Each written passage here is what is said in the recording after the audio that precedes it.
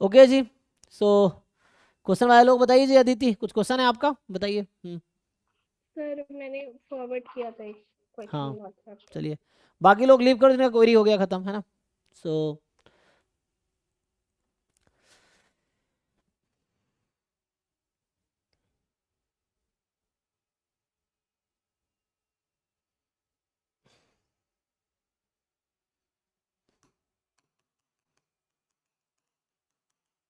ये आपके पास एक रैंडम सैंपल है आईआईडी पॉइसन थीटा से, ठीक है।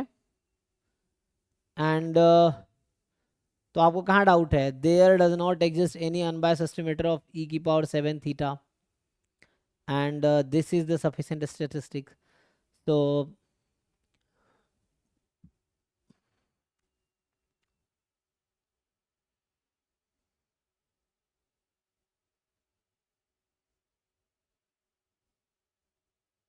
इसमें क्या डाउट है? अगर आपसे पूछा जाए कि अगर इसका आप लाइक्लीहुड फंक्शन लिखोगे, सो कैन यू से x7 summation xi I from 1 to 6 and summation xi I from 8 to 13, ये जो है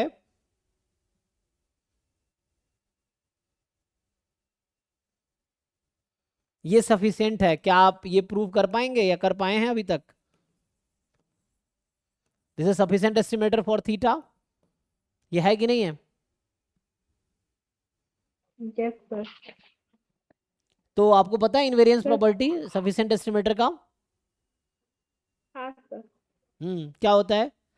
सो कैन आई से कि e raise to power x7 summation xi and summation xi I from 8 to 13 I from 1 to 7, this is one function of this quantity। क्या e की power x one function है कि नहीं है? Question ये है मेरा आपसे, e की पावर x वन फंक्शन है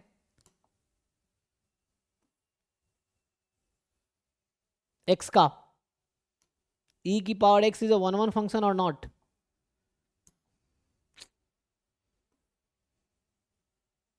यस सर। हाँ तो ठीक है, फिर इसलिए सही है, बिकॉज e की power x is a one function. So हम इनवेरियंस प्रॉपर्टी जानते हैं, one function of sufficient estimator is sufficient, तो ये सफिशिएंट हो जाएगा पर सिंस। अगर ई की पावर में एक्स बार हो या फिर समेशन एक्स हो तब भी होगा वो तब भी सफिशिएंट होगा हो सकता जी। है सर, मुझे उसमें कंफ्यूजन था। और सर थर्ड वाला जो ऑप्शन है उसका नहीं हम्म समझ आ रहा है कि कौन सा अनबायस्ड एस्टिमेटर एग्जिस्ट करेगा मतलब। आप यूएम यू निकालना जानते हो? सर एक बार बता दीजिए। ये सब जैम में इस तरह के क्वेश्चन आते हैं। मान लो ये साई थीटा है, तो इसको मैं ऐसा लिखूं, ये सब आप जैम के क्वेश्चन सॉल्व करो। मैंने इसलिए कहा है जो भी नेट वाले एस्पिरेंट, आप सीएसआर नेट की तैयारी कर रहे हो, तो नेट का लेवल ये है, गेट का लेवल ये है, जैम का लेवल ये है। तो आपको जैम गेट के क्वेश्चन अगर आपसे नहीं सॉल्व हो रहे हैं, सो देन आपको पहले वो सीखना चाहिए। मतलब ये वैसे ही हो जैसे आप फोर्थ फिफ्थ फ्लोर नहीं चढ़ पा रहे हो और आपको 10th फ्लोर पे पहुंचना है। सो ये सब है ना, यूएम भी मैं पूछ रहा हूँ, इसका यूएम भी निकाल पाओगे? तो ये सब जैम में फ्रीक्वेंटली इस तरह क्वेश्चन आए हैं, जैम और गेट में। ई की पावर -7 थीटा जो है, तो आप उसको बैठ के पीवाई क्यू, इसलिए कहता हूँ पीवाई क्यू 4-5 बार जैम गेट नेट के सॉल्व कर लो, है ना। एटलीस्ट मुश्किल क्वेश्चन को बार बार सॉल्व करो। इसका कोई अनबायस्ड एस्टिमेटर बताओ। तो वहाँ एक प्रोसेस है, राव ब्लैकबेलाइजेशन प्रोसेस, ये Rao Blackwell theorem, you apply that. So अगर डेल्टा कोई अनबायस्ड एस्टिमेटर, अगर मैं ऐसा बोलूँ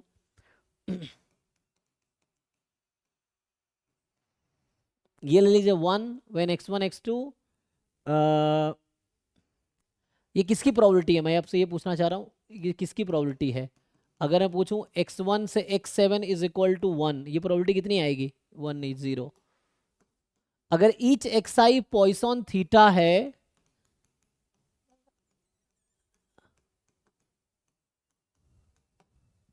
मुझे बताओ तो x1 से लेके x7 का डिस्ट्रीब्यूशन क्या है? Each xi has distribution Poisson theta, so what is distribution of this quantity?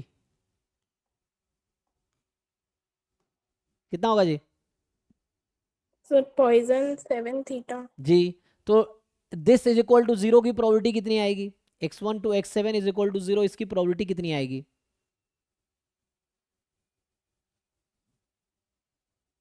Poisson 7 theta में इक्वल टू 0 की प्रोबेबिलिटी बताइए। पॉइसन 7 थीटा डिस्ट्रीब्यूशन में 0 पे कितनी प्रोबेबिलिटी आएगी? क्या ये आएगी कि नहीं आएगी? ये क्वेश्चन है। Yes sir. ठीक है, तो ये 0 ले लो और ठीक है, ये ईच को 0 ले लो तब भी चल जाएगा, है ना। मैंने 7 को 0 ले लिया है और ये अदरवाइज। अब आपसे मैं बोलना चाहता हूँ क्या आप डेल्टा का एक्सपेक्टेशन निकाल सकते हैं? डेल्टा बर्नौली डिस्ट्रीब्यूशन है, तो ये जो निकालोगे तो ये वही आएगा, probability 1 into probability delta is 1, जो कि हो जाएगा x1 से लेके x7 इज इक्वल टू 0। तो ये फाइनली e की पावर -7 थीटा आएगा। तो मैंने आपके लिए एक अनबायस्ड एस्टिमेटर ढूंढ दिया है, इसलिए ऑप्शन सी गलत है। So delta is unbiased estimator of e की पावर -7 थीटा। ठीक है। Yes sir.